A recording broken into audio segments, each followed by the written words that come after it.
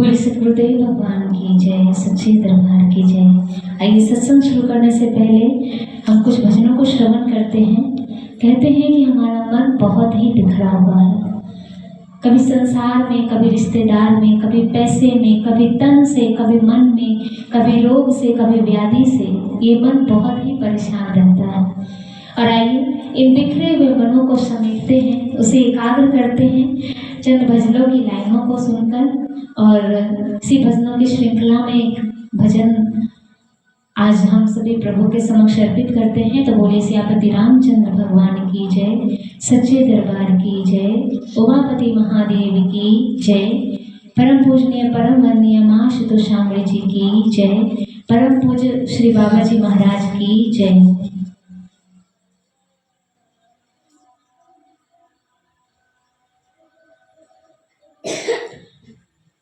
काहे रे बन खोजन जाई, काहे रे बन खोजन जाई, काहे रे बन खोजन जाई, काहे रे बन खोजन जाई, काहे रे बन खोजन जाई, काहे रे बन खोजन जाई।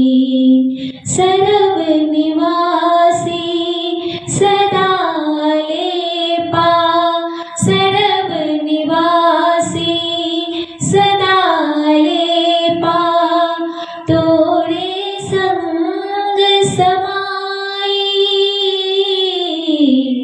काहे रे बन खोजन जाई, काहे रे बन खोजन जाई, काहे रे बन खोजन जाई, काहे रे बन खोजन जाई। सर्व निवासी सदा लेपा, सर्व निवासी सदा लेपा, तोरे संग समाई, काहे रे बन खोजन जाई, काहे रे बन खोजन जाई, काहे रे बन खोजन जाई, काहे रे बन खोजन जाई। पुहुप मध्य जिन बास बसत है, पुहुप मध्य जिन बास बसत है, मुकुर मही जिस छाई, पुहुप मही जिन बास बसत है, मुकुर मही जिस छाई, तैसे ही हरि बसे निरंतर, तैसे ही हरि बसे निरंतर, घट ही खोजो भाई,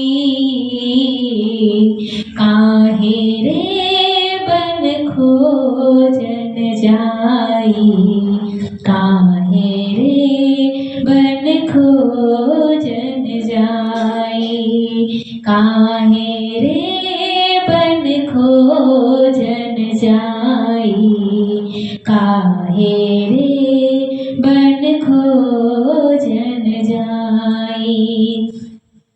बाहर भीतर एको जानो, बाहर भीतर एको जानो, इह गुरु ज्ञान बताई, जग नानक बिन आपा छीने, जग नानक बिन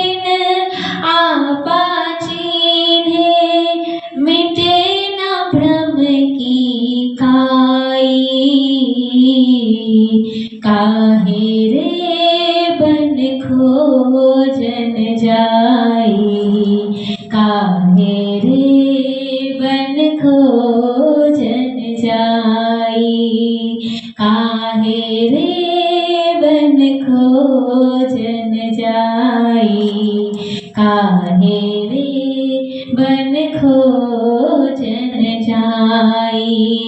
सरब निवासी सदा लेपा, सरब निवासी सदा लेपा, तोहे संग समाई,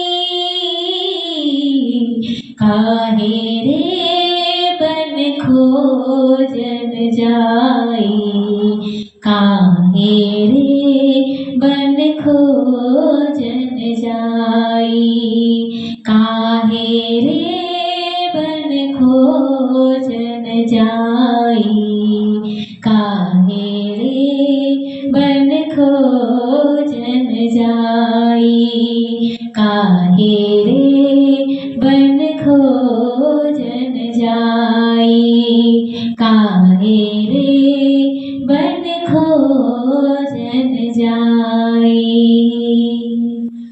बोले सियापति रामचंद्र भगवान की जय, उमापति महादेव की जय, परम पूजनीय परम वंदनीय मां शुतोषामणि जी की जय, परम पूज्य श्री बाबा जी महाराज की जय, सच्चे दरबार की जय। बहुत ही सुंदर भजनों में कहा है, काहे रे बन खोजन जाई, सर्व निवासी सदा लेपा, तोहे संग समाई। आज हम बहुत जगहों पे घूमने जाते हैं, तीर्थाटन के लिए जाते हैं, प्रभु के दर्शन करने जाते हैं, अनेक मंदिरों में ढूंढने जाते हैं, अनेक जगहों पर ईश्वर को ढूंढते हैं। कभी वृंदावन, कभी मथुरा, कभी काशी, कभी हरिद्वार। हमारे संत महापुरुष कहते हैं कि मथुरा, वृंदावन, हरिद्वार, ये काशी, ये सब हमारे शरीर के भीतर है। कहते जो ब्रह्मांडे सोई पिंडे, इस समस्त ब्रह्मांड में जो भी चीजें विद्यमान है वो सब कुछ हमारे शरीर के भीतर विद्यमान है। और इस शरीर के भीतर उस विद्यमान उस संसार को, उस आध्यात्मिक संसार, उस अंतर जगत को देखने के लिए हमें एक पूर्ण सतगुरु की आवश्यकता होती है। कहते काहे रे बन खोजन जाई, सर्व निवासी सदा लेपा, तोहे संग समाई। कि तेरे ही संग, तेरे ही भीतर वो समाया हुआ, वो बैठा है। तू क्यों बाहर भटक रहा है? तू अंदर जा। वो सर्व निवासी, वो संपूर्ण विश्व में जो व्यापक है, जो संपूर्ण विश्व में जो एकल सत्ता है, जो अखंड है, जिसका जो अनश्वर है, जो कभी नाश नहीं होता, जो सर्वशक्तिमान ईश्वर है, वो तेरे ही भीतर निवास कर रहा है। तू जा, तू अपने अंतर्घट में जा। पुरुष माही जी वो बास बसत है। कहते हैं कि जैसे एक फूल, पुष्प कहते हैं पुष्प को, पुष्प में जिस प्रकार से सुगंध बसा है, सुगंध को फूल से आप अलग नहीं कर सकते। वैसे ही हमारे ही भीतर, इस शरीर के भीतर ईश्वर का निवास है। जिस प्रकार से पुष्प से सुगंध अलग नहीं हो सकता, उसी प्रकार से इस आत्मा परमात्मा से अलग नहीं हो सकती। उस आत्मा में उस ईश्वर का वास है, वो उसमें बैठा है, इस शरीर के भीतर बैठा है। मुकुर मही ज्यों छाई, मुकुर कहते हैं दर्पण को। जब हम दर्पण के सामने आते तो हमारी परछाई बनती है। ऐसे ही हरि बसे निरंतर, घट ही खोजो भाई। कहते जैसे सुगंध है फूल में और दर्पण में हमारी परछाई है, वैसे ही हमारे शरीर में उस ईश्वर का निवास है। तो अंतर जगत में जा, तो अंतर घट में जा। लेकिन आज बड़ी ही विडंबना है भक्तों कि अंतर जगत में हम जाना नहीं चाहते, अंतर जगत का मार्ग हमें पता नहीं है। इसीलिए हमारे शास्त्र, हमारे ग्रंथ कहते हैं कि अंतर जगत में हम तभी जा सकते हैं जब हमें अंतर का मार्ग दिखाने वाला कोई मार्गदर्शक मिले। और वो मार्गदर्शक होते हैं सद्गुरु। वो सत्य का मार्ग दिखाने वाले, अंतर जगत का मार्ग दिखाने वाले होते हैं सद्गुरु। आइए एक और भजन के माध्यम से हम आगे सत्संग को श्रवण करेंगे। तो बोले सतगुरुदेव भगवान की जय, सच्चे दरबार की जय। सतनाम का डंका इस जग में बजवा दिया सतगुरु प्यारे ने, बजवा दिया सतगुरु प्यारे ने। सतनाम का डंका इस जग में बजवा दिया सतगुरु प्यारे ने, बजवा दिया सतगुरु प्यारे ने। कलयुग में मार्ग भक्ति का दिखला दिया सतगुरु प्यारे ने, दिखला दिया सतगुरु प्यारे ने। सतनाम का डंका इस जग में बजवा दिया सतगुरु प्यारे ने, बजवा दिया सतगुरु प्यारे ने। जो शब्द गुप्त एक होता है, सुख मन से जा पर सोता है, सुख मन से जा पर सोता है। जो शब्द गुप्त एक होता है, सुख मन से जा पर सोता है, सुख मन से जा पर सोता है। वो जन्मों के मल धोता है, वो जन्मों के मल धोता है। बतला दिया सतगुरु प्यारे ने, बतला दिया सतगुरु प्यारे ने। सतनाम का डंका इस जग में बजवा दिया सतगुरु प्यारे ने, बजवा दिया सतगुरु प्यारे ने। जहाँ ज्योत जगे बिन बाती है, चमके चंदा दिन राती है, चमके चंदा दिन राती है। जहाँ ज्योत जगे बिन बाती है, चमके चंदा दिन राती है, चमके चंदा दिन राती है।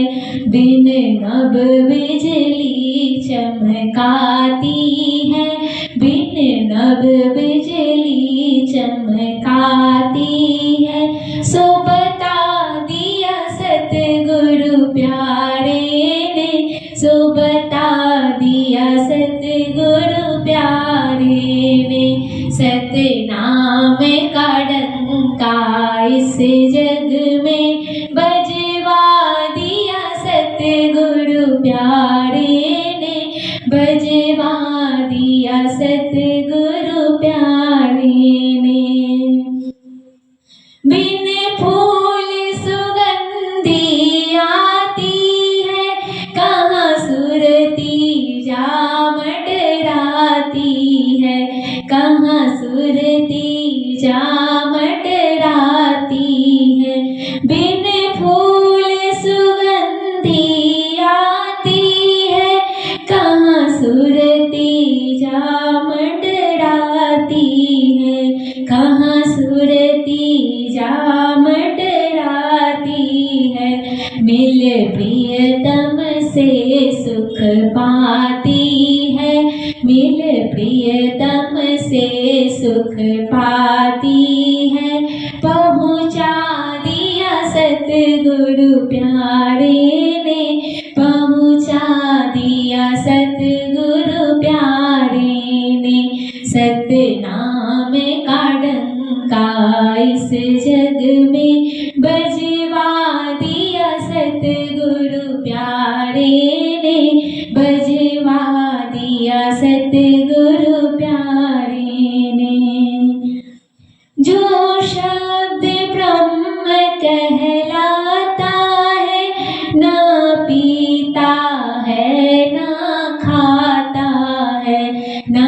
पीता है न खाता है, जो शब्द ब्रह्म कहलाता है, न पीता है न खाता है, न पीता है न खाता है, उसका सतगुरु से नाता है, उसका सतगुरु से नाता है, समझा दिया सतगुरु प्यारे ने, समझा दिया सतगुरु प्यारे ने, सतनाम का डंका इस जग में बतला दिया सतगुरु प्यारे ने, बजवा दिया सतगुरु प्यारे ने,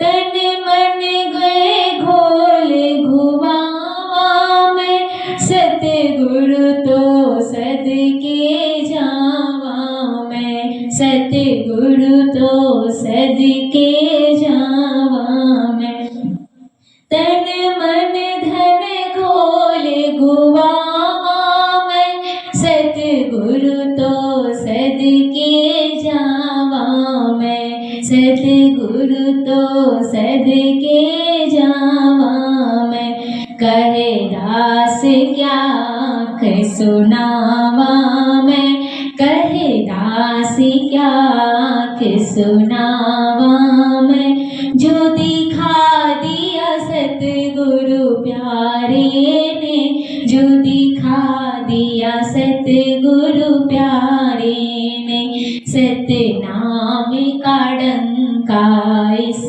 जग में बजवा दिया सतगुरु प्यारे ने, बजवा दिया सतगुरु प्यारे ने, कलयुग में मार्ग भक्ति का बतला दिया सतगुरु प्यारे ने, बतला दिया सतगुरु प्यारे ने, बतला दिया सतगुरु प्यारे ने। बोले सतगुरुदेव भगवान की जय, परमपिता परमेश्वर की जय, माता शक्ति जगत जननी की जय, सच्चे दरबार की जय। आगे भक्तों, अब समय हो चुका है सत्संग का। बात उस समय की आती है जब दशमेश गुरु पातशाही गुरु गोविंद सिंह जी, जो मुगलों से युद्ध करते करते अपने आनंद किले को छोड़कर जा रहे थे, उसको त्याग कर जा रहे थे। और उस समय की बात है जब मुगलिया शासक बहुत ही बेरहमी से लोगों का कत्ल करता था, उस पर अन्याय करता था, अत्याचार करता था। और उन सब से युद्ध करते करते हमारे गुरु पातशाही गुरु गोविंद सिंह जी को आनंद किला का त्याग करना पड़ा। और उस समय सरसा नदी में बाढ़ आई हुई थी। जब नदी को सब लोग पार कर रहे थे, उनका पूरा परिवार उस नदी में बह गया था। और ऐसे समय में गुरु गोविंद सिंह जी अपने कुछ शिष्यों के साथ चल पड़े आश्रय लेने के लिए इस दुनिया में। कितनी अजीब सी बात है ना, जो दुनिया को आश्रय देता है, जिनकी शरण में दुनिया आती है, जिनका आश्रय पाकर दुनिया को ठंडक मिलती है, शांति मिलती है, आज वो स्वयं आश्रय पाने के लिए दुनिया में भटक रहा है। लेकिन ये स्थूल दृष्टि से देखने में लगता है। जब हम उस आत्मा की दृष्टि से देखते हैं तो देखते हैं कि किस प्रकार से सागर प्यास बुझाने के लिए नदियों का स्वयं नदी के पास चलकर जा रहा है। और ऐसे ही चलते चलते जब गुरु पातशाही गांव में पहुंचे, उस गांव का नाम था दीना। दीना गांव, वहां पर कुछ दूरी पर कांगड़ा नाम के गांव में उनके 2 शिष्य रहते थे। बहुत ही अलबेले शिष्य थे। नाम था उनका शमीर और लखबीर। ये दोनों गुरु के दर्शन को ऐसे बेताब रहते थे, सालों हो गए थे उनको गुरु के दर्शन किए हुए। और जब उनको पता चला कि हमारे गुरुदेव पास के ही गांव में आके रुके हुए हैं, तो उनसे रहा नहीं गया।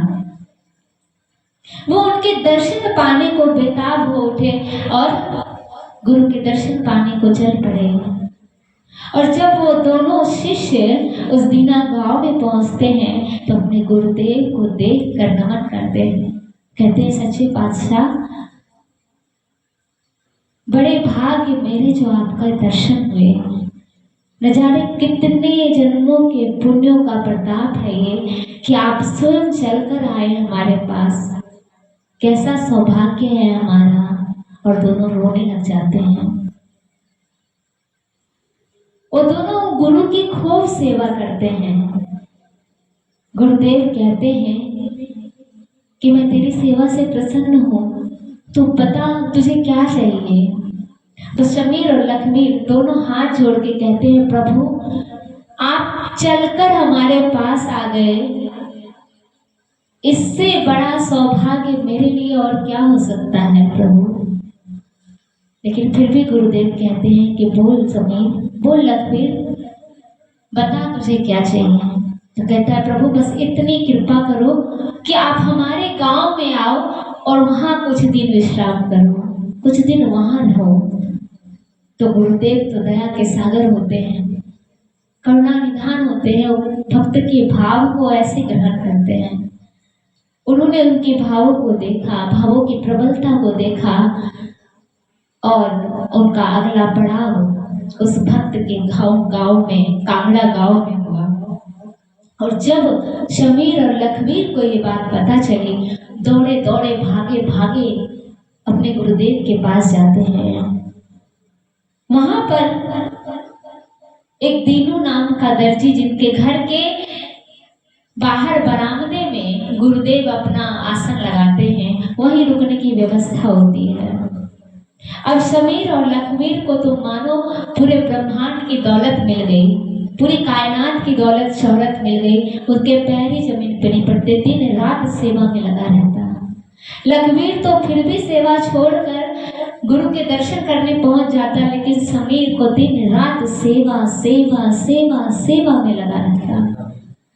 और ऐसे सेवा में जुड़ता, जब गुरु के दर्शन करने जब उनकी संगत आती तो उनकी संगत को भी गुरु का रूप समझकर उनकी ऐसे ही सेवा करता।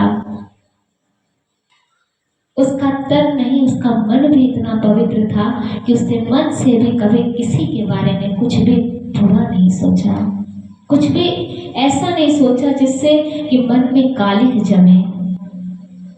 और जब उसकी भावों की प्रबलता को, उसकी ऐसे सेवा भाव को गुरुदेव ने देखा, तो एक दिन जब शमीर उनके पास उनकी सेवा के लिए आया, तो गुरुदेव ने बड़े प्रेम से देखते हुए उससे कहते हैं कि शमीर, मेरे बच्चे, तूने इतनी सेवा की, तेरी सेवा से मैं बहुत प्रसन्न हूँ। तू बता तुझे क्या चाहिए, मैं आज तुझे कुछ देना चाहता हूँ, तो कोई वरदान मांग मुझसे। शमीर दोनों हाथ जोड़ लेता है, कहता है, सच्चे पातशाह, आपका दीदार, आपका दर्शन मेरे लिए वरदान से कम नहीं है। ये तो ऐसी दौलत है, ऐसी शोहरत है जो पूरी सृष्टि, पूरी कायनात में अगर ढूंढने से मिले तो भी नहीं मिलेगी। मेरे प्रभु, आपका दर्शन करके मैं धन्य हो गया, इसीलिए मुझे कुछ नहीं चाहिए, मुझे अपनी सेवा करने का मौका दे दीजिए। फिर भी गुरुदेव नहीं मानते, वो कहते हैं, मांगो शमीर, तुम आज मैं तुम्हें कोई ना कोई वरदान देना चाहता हूँ, आप मैं बहुत प्रसन्न हूँ। तो शमीर कहता है कि प्रभु, अगर देना ही है तो बस इतना कीजिए कि इसी जन्म में, मैं इसी जन्म में आपको पा सकूं, बस इतना वरदान, इतनी कृपा करिए। गुरुदेव ने जब ये सुना तो वो थोड़े गंभीर हो गए। उस समय गुरुदेव ने कुछ नहीं कहा और शमीर सेवा करके वापस चला गया। और जब गया, देखिए गुरुदेव कितने करुणा निधान होते हैं, गुरुदेव क्या क्या करते हैं। हमारे शास्त्रों में कहा गया है कि गुरुदेव हमारे कर्म बंधन के लेखों को काटते हैं। इतिहास की घटना हमें बताती है कि जब शमीर उस दिन उस रात को जब सोया तो एक स्वप्न देखता है, और वो स्वप्न क्या होता है, वो देखता है कि उसकी मृत्यु हो गई है और वो कुत्ते के रूप में, कुत्ते की योनि में जन्म ले लिया है। फिर उस कुत्ते की योनि में उसकी मृत्यु हो जाती है, फिर वो बैल की योनि में जन्म लेता है, फिर उस बैल की योनि में मृत्यु हो जाती है तो वो गधे की योनि में जन्म लेता है। ऐसे करते करते न जाने कितने योनियों में जन्म लेता है, और फिर मृत्यु होती है, फिर जन्म लेता है, फिर मृत्यु होती है। अंत में उसे एक चांडाल के घर में जन्म लिया और उसका विवाह हुआ, और विवाह हुआ, उसके बच्चे हुए। और जब वो उसके अपने बच्चे के पालन पोषण के लिए जंगल में लकड़ियां काटने गया, तो जब पेड़ पे चढ़ के लकड़ियां काट रहा था तो एक कमजोर लकड़ी पे उसका पैर चला जाता है और उसका पैर फिसल जाता है, वो टहनी से पेड़ से नीचे गिर जाता है। और जैसे ही नीचे गिरता है तो उसे चोट लगती है और एकदम तेज चिल्ला के उठ जाता है। जो समीर स्वप्न देख रहा होता है अब वो जागृत अवस्था में आ जाता है। अब जब उठता है तो देखता है अरे, और होता क्या है, जंगल में उसे भूख लगती है तो पीलू का फल होता है, उस पीलू के फल को वो खाता है। और जब वो स्वप्न से बाहर आता है तो देखता है अरे मैंने ये क्या स्वप्न देखा, मेरी मृत्यु हो रही है, मैं इस योनि में जन्म ले रहा हूँ, मैं उधर अनेकों योनि में मेरा जन्म हो रहा है, फिर मृत्यु हो रही है, मैंने क्या देखा। उसे कुछ समझ नहीं आता। और जब वो मुख कुल्ला करने के लिए जब जाता है तो देखता है कि आप पीलू के फल के बीज उसके दांत में फंसे होते हैं। अब यहाँ बड़ी आश्चर्यजनक घटना घटती है। उसे भी आश्चर्य होता है ये देख करके, वो देख तो स्वप्न रहा था, स्वप्न में उसने पीलू के फल खाए थे, लेकिन वो असलियत में उसके दांत में फंसे होते हैं। उसे कुछ समझ नहीं आता। वो भागा भागा अपने गुरुदेव के पास जाता है, तो कहता है सच्चे बादशाह मुझे बताइए कि ये सब मैंने क्या देखा। तो वो बड़े ही रहस्यमयी मुस्कान से गुरुदेव हंसते हैं और कहते हैं कि ये वरदान है। तो शमीर कहता है ये क्या है? वो कहते हैं यही तो वरदान है जो तूने मांगा था। शमीर कहता है वरदान? कहते हाँ, तूने ही तो मांगा था कि मेरा इसी जन्म में प्रभु मैं आपको पालूं, तो इसीलिए मैंने तेरे सारे जन्मों को काट दिया।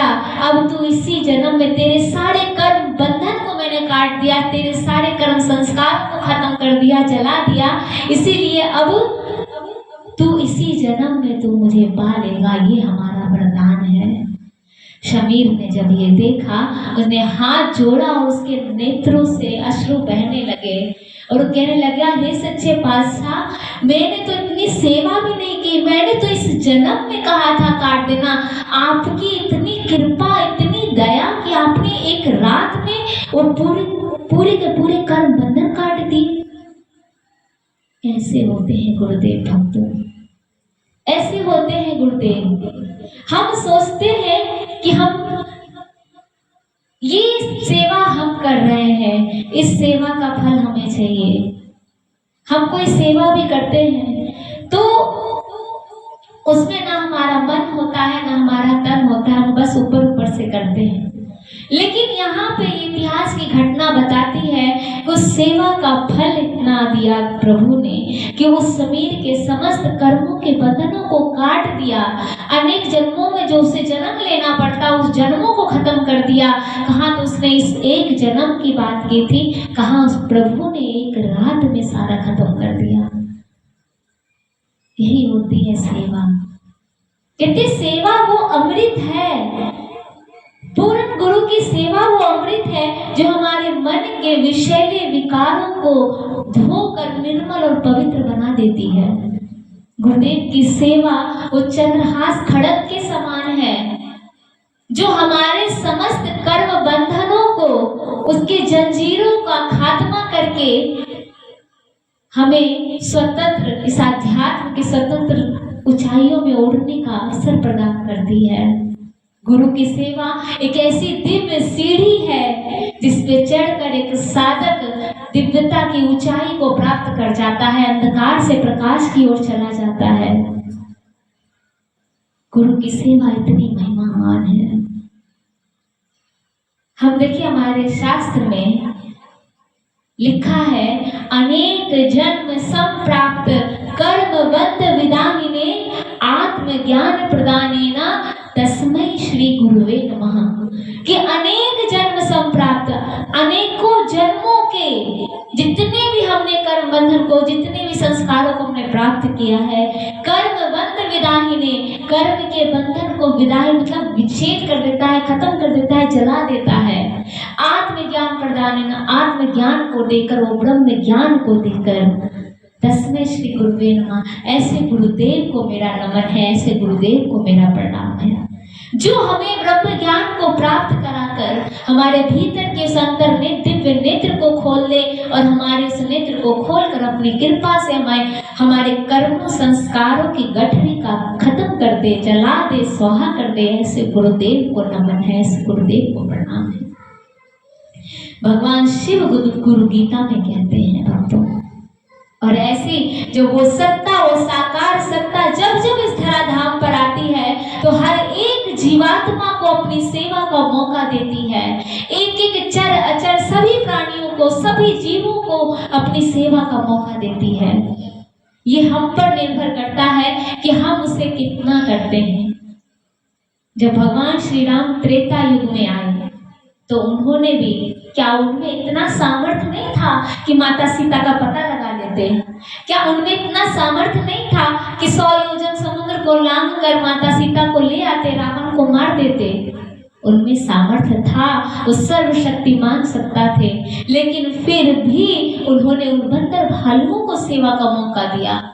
और वहां एक गिलहरी की घटना आती है कि जब गिलहरी ने देखा, अरे इतने बड़े बड़े बंदर भालू सब सेवा में लगे हुए हैं, मैं क्या कर सकती हूँ? तो उसने क्या किया, वो समुद्र में जाती थी, रेत को लपेटती थी और आके फिर पुल पे झाड़ आती थी, फिर जाती थी समुद्र में, गीली होती थी, रेत लपेटती थी और फिर पुल पे झाड़ आती थी। प्रभु श्री राम बहुत देर से दृश्य को देख रहे थे और उन्होंने फिर गिलहरी को उठा लिया। उन्होंने कहा, गिलहरी तुम इन बंदर भालुओं के बीच में क्या कर रही हो? कहीं किसी के पैर के नीचे आ जाओगी तो तुम्हारी मृत्यु हो जाएगी। गिलहरी ने कहा, इससे बड़ा सौभाग्य और क्या होगा प्रभु? क्या आपकी सेवा करते करते मैं मृत्यु को प्राप्त हो जाऊं? प्रभु श्री राम कहते हैं कि अच्छा तुम ये कर क्या रही हो? तो कहते, प्रभु मैं कर ही क्या सकती हूँ, मैं अदनी से जीव, नन्ही से जीव, मैं क्या कर सकती हूँ? बस मुझे जो समझ आया, ये जो पत्थर ये लोग लगा रहे हैं ना, इनके बीच में जो जो छिद्र हैं, प्रभु आपके चरण इतने कोमल कोमल से हैं, बस मैं कोशिश मेरी यही है कि मैं उन छिद्रों को भर दूं, थोड़ा रेत लगा लगा कर थोड़े छिद्रों में रेत को भर दूं, ताकि आपके चरण पत्थर पे ना लग पाए। प्रभु श्री राम प्रसन्न होते हैं और उनके पीठ पर सहलाते हैं। आज भी गिलहरी के पीठ पे वो निशान मिलता है। ये प्रभु श्री राम के निशान है, ऐसा कहा जाता है। तो ये सेवा ऐसा कहते, सेवा ऐसा मंत्र है जो सबका मन हर ले।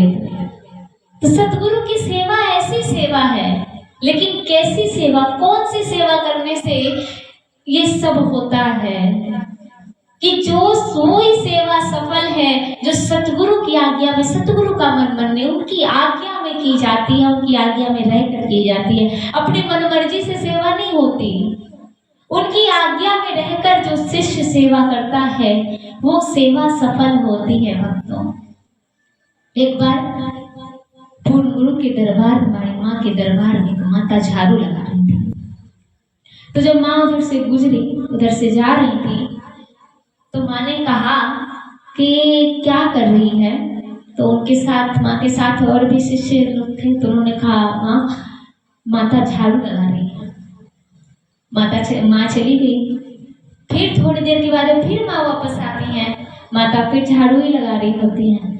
फिर माँ कहती हैं उन्हीं शिष्य से जिनसे पूछा था, उन्हीं भाई से, कि ये क्या कर रही है। भाई ने फिर कहा, माँ ये तो अभी तक माता झाड़ू लगा रही है। माँ ने कुछ नहीं कहा, फिर चली गई। फिर माँ कुछ देर के बाद फिर वापस आती हैं और फिर माँ कहती हैं कि ये क्या कर रही है। उसी भाई से, शिष्य से पूछती है क्या कर रही है। तो अब उनके दिमाग में चिंतन चलता है कि माँ बार बार ये प्रश्न क्यों कर रही है। तब भाई कहते हैं कि माँ मुझे तो यही दिख रहा है कि ये झाड़ू लगा रही है, पर इनका रहस्य क्या है ये तो आप ही बताओगे। तो बार बार आप ये पूछ रहे हैं। तो माँ कहती हैं ये झाड़ू नहीं लगा रही है, ये अपने लिए बैकुंठ का द्वार साफ कर रही है। ये होती है सतगुरु के दरबार की सेवा। कहते हैं एक बार गुरु अंगद देव जी के साथ ही घटना घटी कि उनके दरबार में एक शिष्य था। उनको सुबह सुबह वो झाड़ू पोछा सब पूरे दरबार की सफाई करता था। तो एक दिन क्या हुआ, जब वो सुबह सुबह उठे तो उन्होंने देखा कि सारे गुरु घर की सफाई हो चुकी है। तो उनको बड़ा आश्चर्य हुआ। उन्होंने कहा अच्छा कोई होगा, कोई आया होगा, कर रहा होगा सफाई। उस दिन तो कुछ नहीं। अगले दिन फिर उठे, फिर उन्होंने देखा कि फिर से सफाई हो गई है।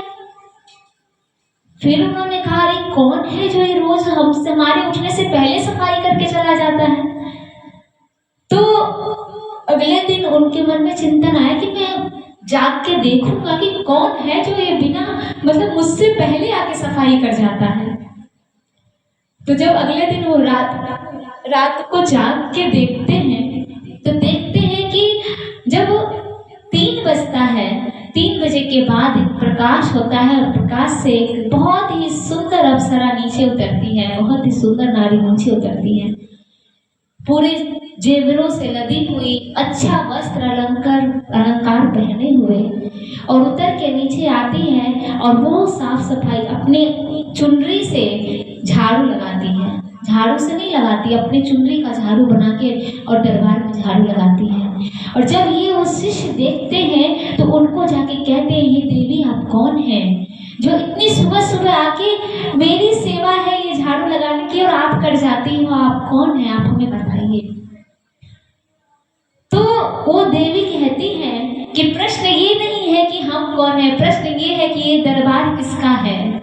ये दरबार उस ब्रह्मांड के स्वामी का है, उस अखिल नियंता का है, उस परमपिता परमेश्वर का पूर्ण सद्गुरु का दरबार है, जिसकी सेवा के लिए देवी देवता भी तरसते हैं। उन्हें भी आना पड़ता है इस मनुष्य की योनि लेकर ताकि वो उनकी सेवा कर सके। और ये पूर्ण गुरु का दरबार है जहाँ किन्नर गंधर्व देवी देवता सब ललायित रहते हैं गुरु की सेवा के लिए, और इसलिए मैं भी आके सेवा कर जाती हूँ। तो भक्तों हम सबको ऐसा दरबार मिला है, हम सबको वो मौका मिला है सेवा का, इसलिए ये सेवा का पल ना छूटे, ये सेवा का मौका ना छूटे, क्योंकि पूर्ण सद्गुरु हम सभी को मिले हैं। हम भी कहीं कल को ये न रह जाए कि काश कि हम भी कर लिए होते तो हमारा भी कल्याण हो गया होता। काश ना बन जाए हमारा जीवन, काश के प्रश्न चिन्ह में ना घिर जाए। इसलिए जो मौका मिला है ये है मौका मिला हाथों से जाए ना, किस्मत चमकाए जा मस्ती में झूम के। इसलिए ये सेवा का मौका छूटना नहीं चाहिए भक्तों। जो भी मौका मिला, जो भी पल मिला है, क्या पता आने वाले पल मिले ना मिले, क्या पता हो ना हो। इसीलिए इस सतगुरु के दरबार में उस माँ आदिशक्ति जो धराधाम पर हमेशा नहीं आती लेकिन इस बार आई हुई है, परमपिता परमेश्वर स्वयं इस बार आए हुए हैं। इसलिए हम सभी का उन्होंने आवाहन किया है, हम सभी का उन्होंने इस धराधाम पर हम सभी को भेजा है सेवा के लिए। यूं तो वो सब कुछ कर सकते हैं, खुद ही सारा सामर्थ्यवान है, खुद ही सब कर सकते हैं, लेकिन फिर भी वो हमें सेवा का मौका उन्होंने दिया है, हमें अपने चरणों में लगा के रखा है। तो इसलिए पूरी प्रार्थना के साथ, पूरी निष्ठा के साथ हम उनके दरबार में रहकर, उनकी आज्ञा में रहकर उनकी सेवा को पूरी ईमानदारी के साथ करें। और ये तभी होगा भक्तों जब हम उनके दिए हुए उस ब्रह्म ज्ञान के मार्ग पे चलेंगे, पूर्ण रूप से साधना सुमरन जो गुरु की 4 आज्ञा है उन आज्ञाओं में रहेंगे, और उन आज्ञाओं में रहते हुए हम उन आज्ञाओं में एक आज्ञा सेवा भी आती है। इसलिए आज का सत्संग यहीं पर मैं विराम देती हूँ और परमपिता से, माँ आदिशक्ति से, माँ तुषामरी जी से मैं यही प्रार्थना करूँगी कि अपने चरणों में आप हमें लगा के रखें, क्योंकि करोगी तुम ही पर हमें साथ ले लो, सृजन मोर्चे पर चरण रोप देंगे, तुम्हारा दिया कुछ हमें भी मिला है, सृजन यज्ञ में अब उन्हें झोंक देंगे, जिए या मरे अब तुम्हारे ही बनकर, हमें एक ऐसी अड़िग चाह दो माँ, हमें एक ऐसी अड़िग चाह दो माँ। और माँ के चरणों में सब कुछ समर्पित करते हुए इस सत्संग कार्यक्रम को यहीं विराम देते हैं, और चलते चलते एक और भजन हम रखेंगे। तो बोले सियापति रामचंद्र भगवान की जय, सच्चे दरबार की जय, माँ आदिशक्ति की जय, परमपिता परमेश्वर की जय।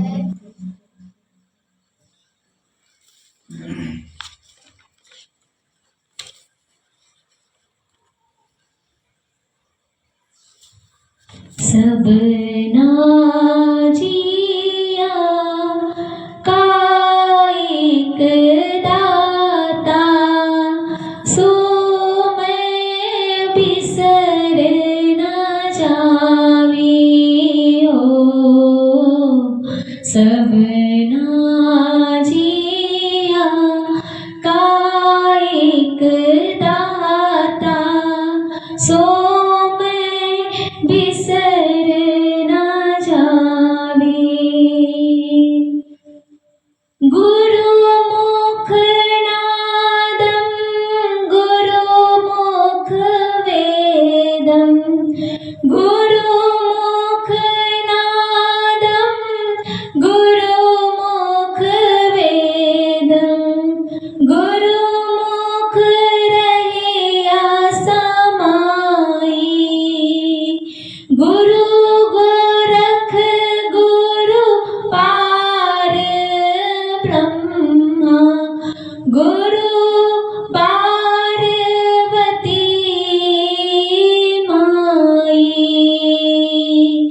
सबना जिया का एक दाता, सो मैं बिसर न जावी हो, सबना जिया का एक दाता, सो मैं बिसर न जावी।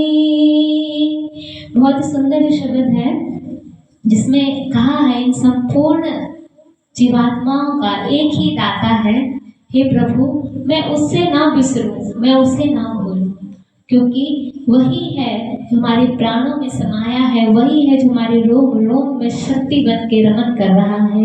इसीलिए प्रभु ऐसे सतगुरु का दर हमें मिला है, ऐसे सतगुरु का द्वारा हमें मिला है, तो उस द्वारे पे आकर हमें पूर्ण रूप से, पूरी निष्ठा से, पूरे समर्पण के साथ उनके चरणों में रहना है।